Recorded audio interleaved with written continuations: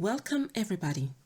In September 2021 started the trial for fraud of Elizabeth Holmes, the former CEO and founder of the biotech company Theranos. So this is one of Silicon Valley's biggest scandals so far.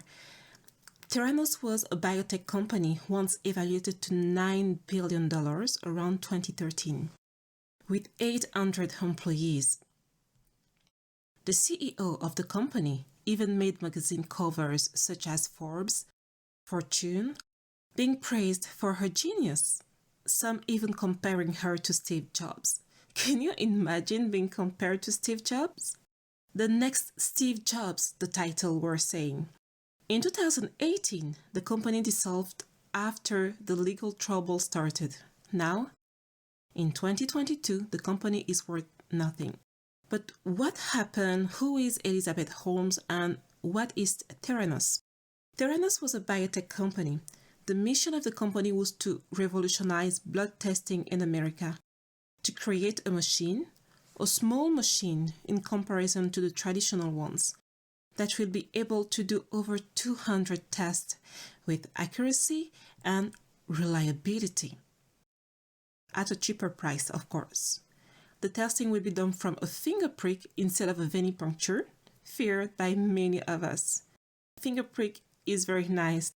The venipuncture, sometimes the person doing the test has to try 1, 2, 3 times before they get the blood. Anyway, it is a mess. So doing the test from the finger prick was a very nice thing. The vision of the company was for every American to have one machine named Edison at home. This will give the possibility to patients to do the testing more often and detect diseases earlier. The fallout of the company really started in 2015 after an article from the Wall Street Journal. It turned out that the Edison machine was not working as it was supposed to.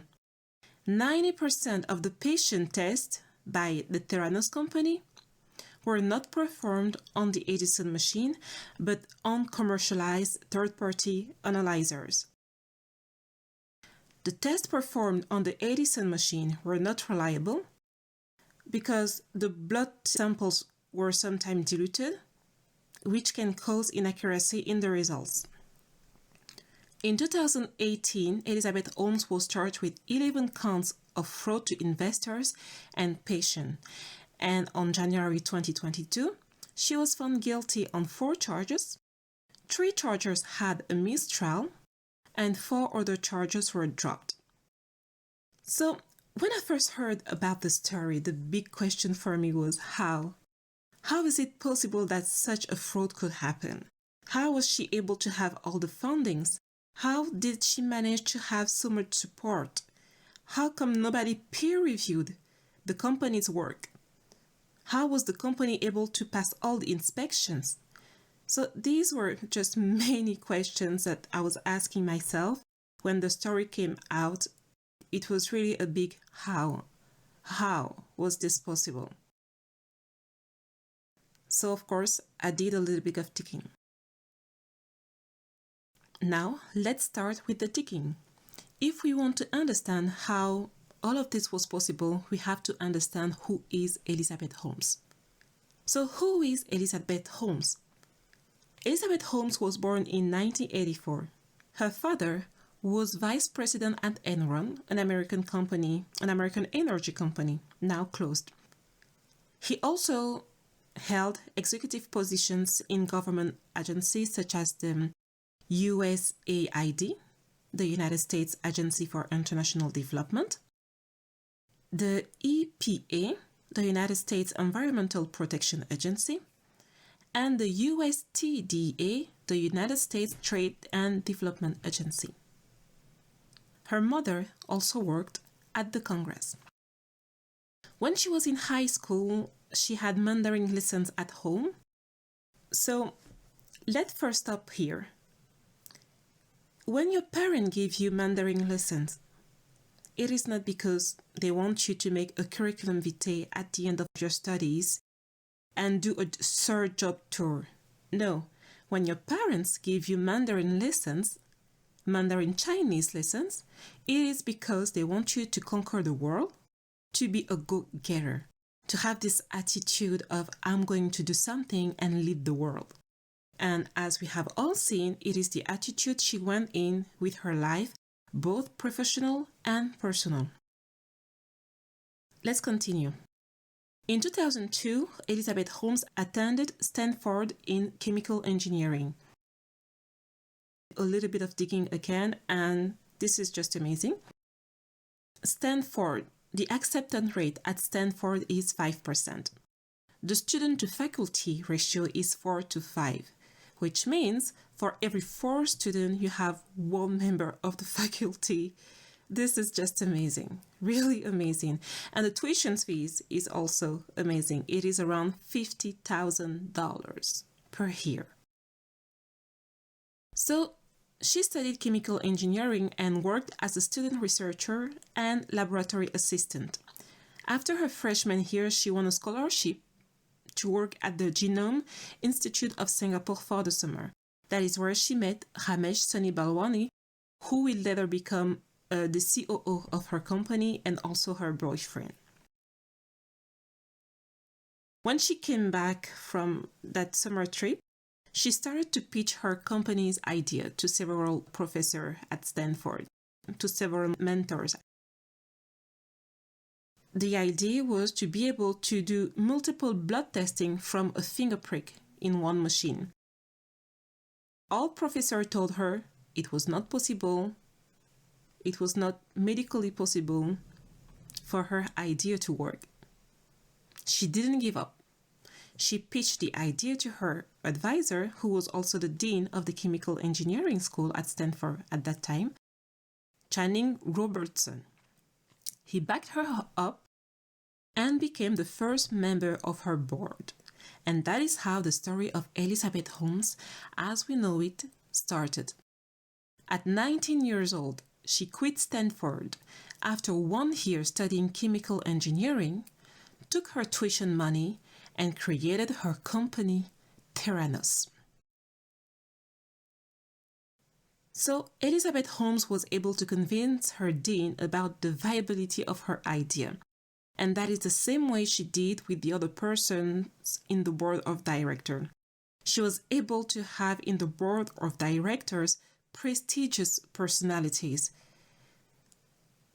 Henry Kissinger, who is a former United States Secretary of State, Jim Mattis, who is a retired Marine Corps 4-star general, George Shultz, also a former United States Secretary of State, Richard Kovacevic, former CEO of Wells Fargo, William Perry, former United States Secretary of Defense, and William Fuji, former director of the Center for Disease Control and Prevention. As you can see, those are big names with sound reputation in the world. And again, you ask yourself, how was she able to have such a panel of elite people in her board? Simple, because of the connections. Through her family, she had easily access to this type of people. But the connection is not all of it. It is one thing to have access to a person, then it is another thing to convince that person to put money in your project, to put a lot of money in your project, especially if you don't even have a machine to show for or a working prototype to show for. According to the general opinion, Elizabeth Holmes was very charming and convincing. A lot of people worshipped the ground she walked on. I do believe from the interviews I have seen of her, she was convinced that at a certain point, the technology was going to fully work. She truly believed in it. She was able to have in the board of directors very important people, which gave the company a lot of credibility in the public eye. But no one with sound medical expertise, as you can see. She surrounded herself with personalities, with people with sound reputation and power. Therefore, someone who was not familiar with the medical field or blood test engineering field might have not seen the issues in the project or the feasibility. Usually when people are looking to invest in a company, they look at what investors firms are saying about this company, the reputation of the company. Investors want to make money, they don't necessarily know anything about the field the company is working on. They base investment on the reputation of the company and their guts. You will be surprised how many people invest millions without looking thoroughly in the companies they are putting their money in. Just because the pitch was very compelling and well done, just because the person doing the speech is very convincing and believe in the project themselves. And one thing everybody agrees on is that Elizabeth Holmes believed in her project. She thought she could pull an Edison. Why do I say that? Just listen. I think everybody knows the story of Thomas Edison, the inventor of the light bulb, the incandescent light bulb. There is this famous quote saying he tried 10,000 times before he found the solution to the major problem he was having with the light bulb. He was 1 feet away to bankruptcy when he found the solution. For many years, he told investors that the product was working perfectly fine, when in fact it wasn't the case. And at last, when everything was about to fall, Thomas Edison found the solution. And that's what Elizabeth Holmes thought she would be able to do. She thought she could pull an Edison. Elizabeth Holmes named her machine Edison, after Thomas Edison. So you can see her mentality when it comes to success. She was going to try until she succeed, and she was going to fake it until she make it to success. However, there is a limit to the fake it till you make it mentality.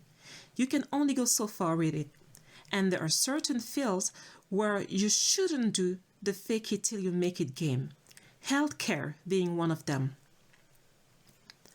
So Elizabeth Holmes thought she could pull an Edison. However, there is a huge difference between Elizabeth Holmes and Thomas Edison. Contrary to Elizabeth Holmes, Thomas Edison really knew what he was doing. And by that I mean, he really knew the science and the complexity behind his invention. He was aware and acknowledged the limitations of some of the material he was working with, in the case of the light bulb, for example. He knew that this material was causing issues. He knew not only the science on paper, but also technically, practically. He was hands-on with the prototype he was working with.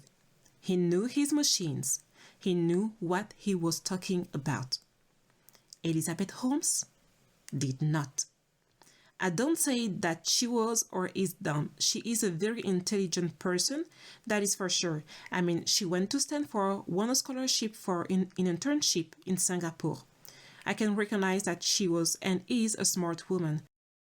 You have to be smart to be able to convince all these people to invest in your company just on the basis of an idea, without even having a prototype.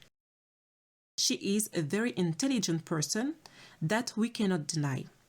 However, she did not know what she was talking about regarding the technology and the medicine behind the Edison machine. She did 1 year in chemical engineering at Stanford and from there started her company. She just didn't have the knowledge. You can be very smart, but when you don't know, you just don't know. It is not something to be ashamed of. That is why professionals are hired to bring that knowledge. And there are just certain things that you cannot learn by yourself or teach yourself in a month or 2. You can teach yourself how to code in 6 months and build a successful tech company from there. But when it comes to medicine, laboratory works, sorry, but people are doing years of training to learn how to use the machines, how they work, how the body works, and so on. So we said that Elizabeth Holmes thought she would be able to do this, but that maybe she didn't know exactly what she was talking about. However, why professionals in medicine and lab technology thought the technology was not going to work or that some steps were missing in the current process of Theranos? There are actually many issues. First, what is the current process for blood testing? In most cases, you need to have a prescription from your doctor for the blood test. Then a qualified person has to take several vials of blood from a venipuncture and send it to a lab. Then the lab performs all the analysis on different machines. It's not one machine performing all the type of analysis. It is just too complex to be able to do at this point. Elizabeth Holmes wanted to simplify the process. First, she wanted the patient to be able to do the testing by themselves without having a prescription from the doctor.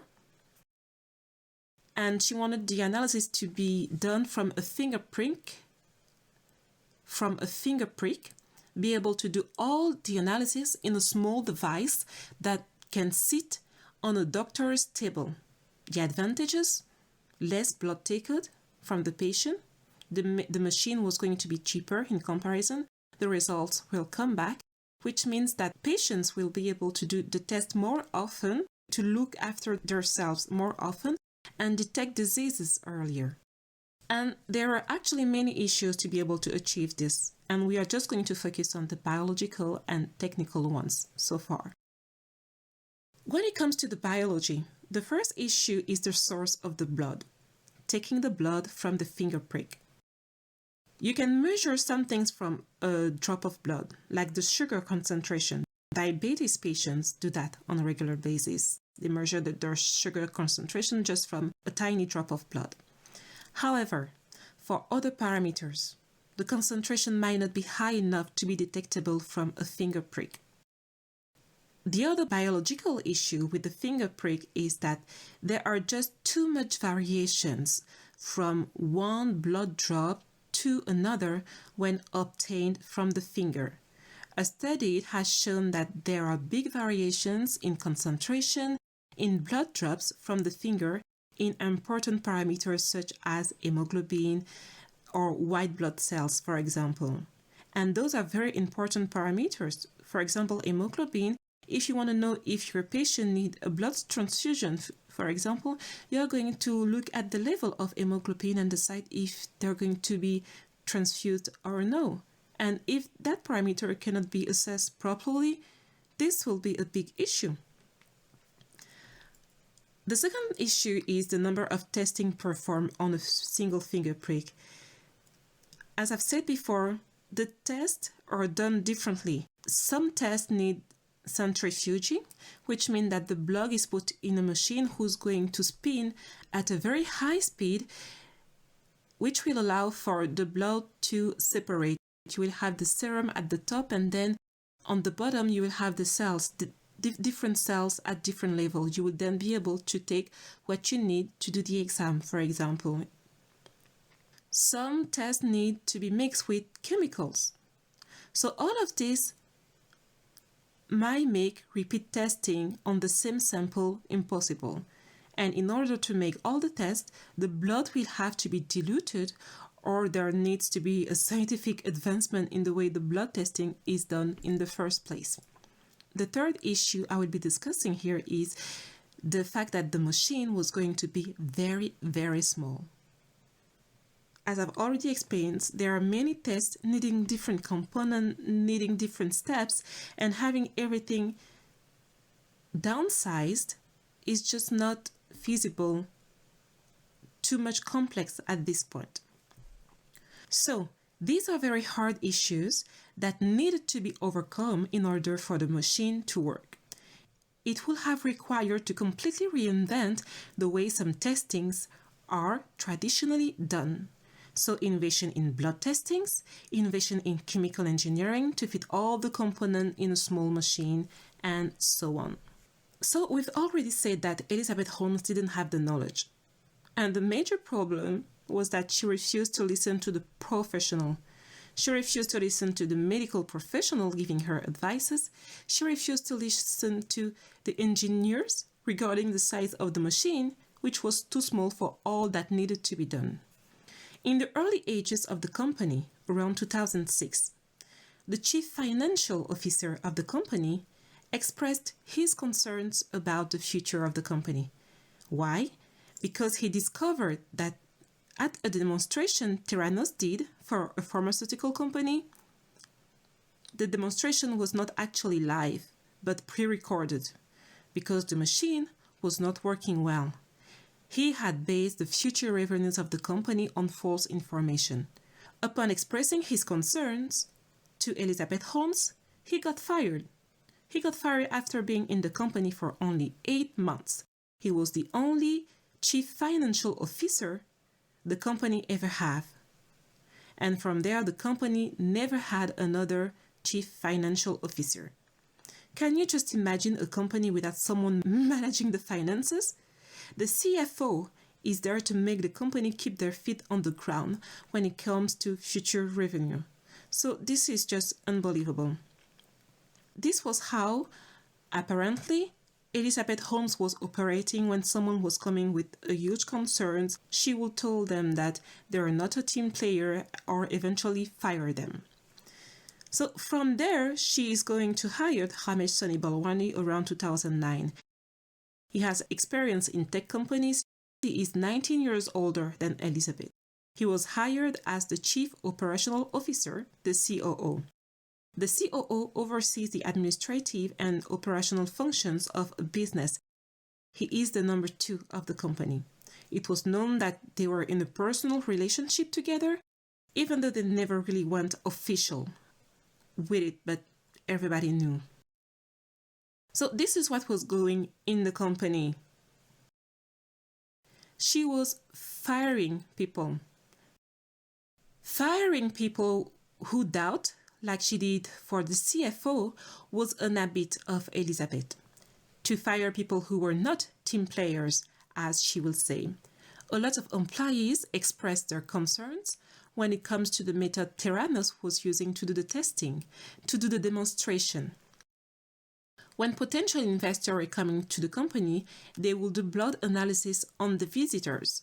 However, instead of using the Edison machine to do the testings, they will use commercially available machine or do it manually for some of the testings. And at the end of the tour, give the result to the investors as if it was from the Edison machine. In 2012, one of the employees, Ian Gibson, a blood expert, committed suicide due to the pressure he was having at work. He was one of those people who expressed concerns for the methods used by Theranos. He was afraid to be fired and was afraid to not be able to find another job due to his age. So he committed suicide. There was a lot of paranoia going on in the company. People were being monitored and so on. Regardless of what was going on inside the company, in the public eye, the company was thriving. It was very successful. In 2013, Theranos was evaluated at a whopping $9 billion. Oh yes, you heard me, $9 billion.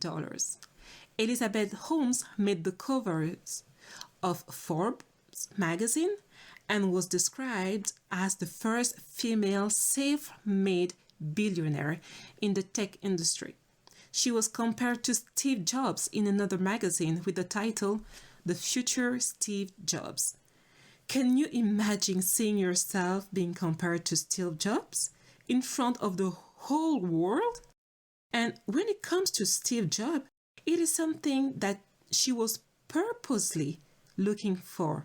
She was always with a black turtleneck like Steve Jobs, wearing the same emblematic clothes every day, even hiring the same marketing company Steve Jobs had. These were major accomplishments in terms of publicity. Joe Biden even visited the Theranos complex when he was vice president of Obama, and from what former employees are saying, even that tour was a big lie. They set up a fake lab just for Joe Biden's visit.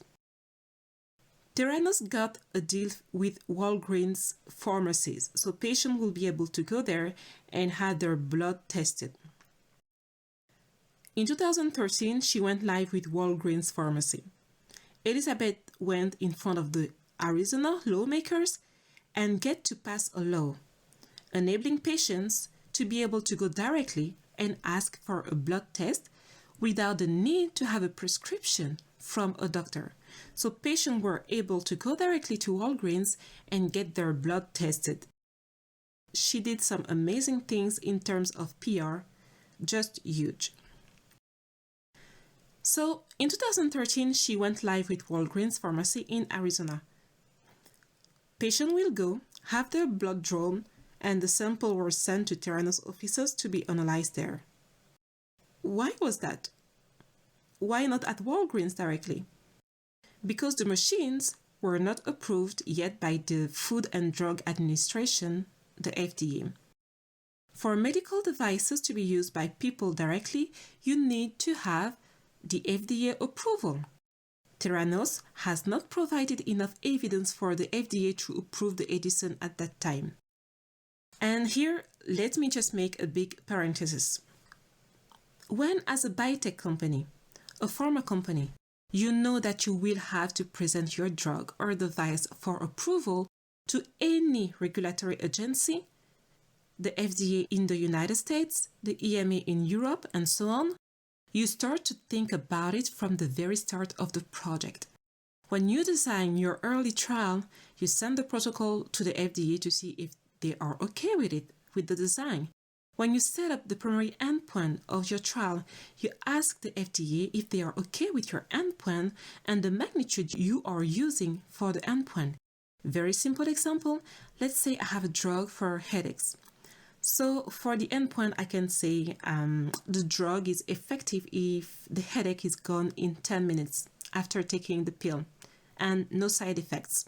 For this, the FDA might say, yes, this is a valid endpoint and the timeline that you're using 10 minutes, it's okay for us. You can go ahead and use that for your clinical trial. However, if I come with some shenanigans like, okay, I'm going to say that the drug is effective if the headache is gone in an hour, for that type of endpoint and magnitude, the FDA might say, no, this is not okay for us. In an hour, the headache might be gone by itself and it might not be due to the drug. So go back and do another clinical trial and have another look at your protocol and everything else.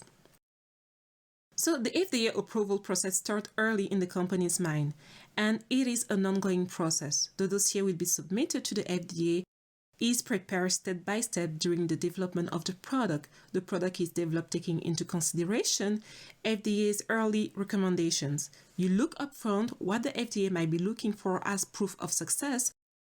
You make sure that all the documents are okay, the quality documents, the testing documents, and so on. It is a lot of work, and companies have specific employees who do only that, submissions to regulatory agencies. They know how to do the submission and make sure that every other process owner in the team, such as the medical team, the statistical team, the laboratory team, the pharmacodynamic team, and so on, are on top of their game. It is not a joke to get prepared for an FDA submission. And Elizabeth Holmes' company was having issues with that. So why did they went live if they knew the machine was not working as expected? Because Theranos was running low on cash. Even though the company was evaluated to $9 billion, it doesn't mean that they actually have those $9 billion in a bank.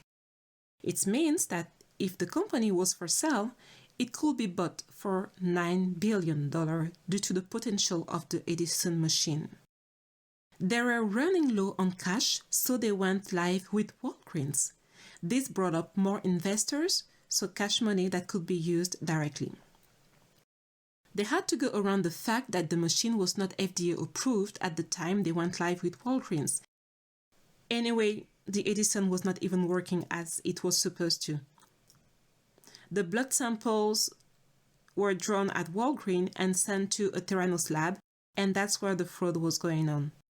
First, Instead of having blood drawn from a finger prick, more and more patients had to go through venipuncture. The majority of the samples were analyzed on commercial analyzers made by third-party companies like Siemens. Only 10% of analyses were done on the Edison. Blood samples were diluted. A lot of unethical things were going on in the Theranos lab. At a certain point, the CMC, the Center for Medicare and Medicaid Services, went for a laboratory inspection, and during that inspection, they were only shown the third-party commercial analyzer. They were not shown the Edison machines. So there was a lot of fraud going on. The machine was not working. The FDA not approving the machine, and most importantly, more voices are there saying that the machine was a big lie. Patients were starting to notice that the results they were getting from Theranos were odd, and sometimes their physicians were telling them to go to another lab to have the test done elsewhere. And when they came back, the result would be completely different. The real straw was when John Carreyrou published his article in the Wall Street Journal in 2015. From there, it was kind of a descent that the company never came back from. Elizabeth Holmes denied being a fraud. She said that she was not aware of the irregularities going on in the laboratory. She was always adamant that the product, the Edison, was doing what it was supposed to do. In 2016, due to some irregularities that they found during an inspection, the CMS banned Elizabeth Holmes from owning, operating, or directing a blood testing service for a period of 2 years. In 2017, the state of Arizona filed a lawsuit against Theranos, which led to the refund to all the customers. In 2018, the Security and Exchange Commission charged Elizabeth Holmes and Hamesh Bolwani with fraud. Elizabeth Holmes settled for one of the SEC lawsuits, which include returning 19 million shares to the company and a ban on holding an officer or director position in a public company for 10 years and a fine of $500,000. So the fine is almost nothing because the fraud that we are looking at here is almost $7,000 million. In 2018, Elizabeth Holmes was charged of 11 counts of fraud to investors and patients. On January 2022, she was found guilty on 4 charges. 3 charges had a missed trial. 4 other charges were dropped. Sonny Balwani's trial is going to start in 2022. Elizabeth will be sentenced after Sonny's trial around September-October this year. Again, if we ask ourselves, how was this possible? It was possible because of so many reasons. First, and I hate to say it, she is a woman.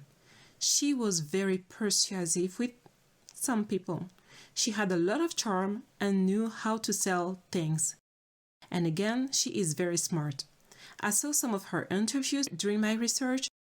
At first, I was scared because I thought, oh my God, she has crazy eyes. She has crazy eyes, not blinking and so on. But at the end, I understood what people, and particularly men, were falling for. She has conviction when she talks, and at the same time, she exudes this kind of vulnerability that people might find charming. But me, personally, I thought she had crazy eyes.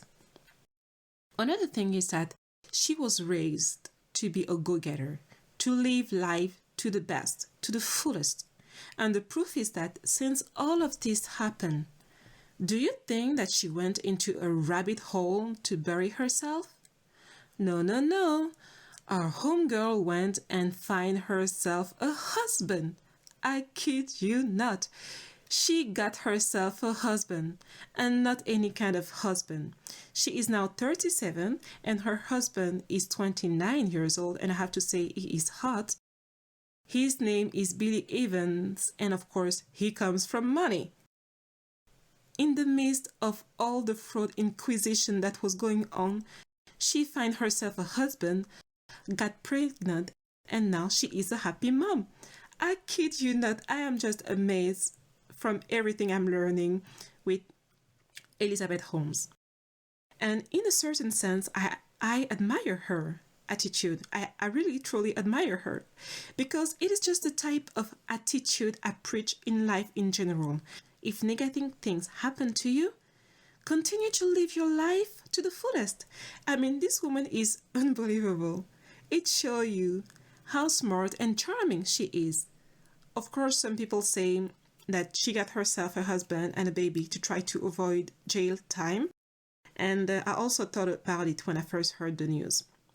So let's just do a poll in the comment section and let me know if you think she got pregnant to try to avoid jail time, if she had a kid to try to diminish the sentencing. I will do another video just to discuss the sentencing, how many years she might get.